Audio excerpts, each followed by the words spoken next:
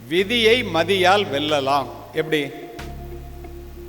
நீங்கள் உங்களுடைய சிந்தனையிலே கவனம் வையுங்கள், அவைகள்தான் எண்ணங்களாக மாறுகின்றன. உங்களுடைய எண்ணங்களிலே கவனம் வையுங்கள், அவைகள்தான் வார்த்தைகளாக வெளிவருகின்றன. உங்களுடைய வார்த்தைகளிலே கவனம் வையுங்கள், அவைகள்தான் செயல்களாக மாறுகின்றன. உங்களுடைய செயல்களிலே கவனம் வையுங்கள், அவைகள்தான் பழக்கங்களாக மாறுகின்றன. உங்களுடைய பழக்கங்களிலே கவனம் வையுங்கள், அவைகள்தான் உங்களுடைய வாழ்க்கையையே புரட்டி போடுகின்றன.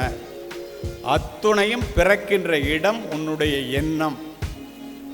இதை ஆழ்ந்து சிந்தித்து வாழ்க்கையிலே சாதித்த அத்துணை பேரும் இதை சொல்லி இருக்கிறார்கள்.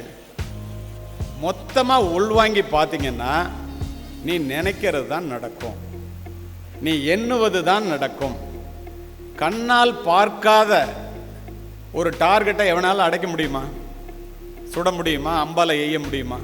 முடியாது. ஏன்? கண்ணாலே எங்க இருக்குன்னே தெரியாது. அப்ப நீ நினைக்கவே இல்லைன்னா எப்படி நடக்கும்?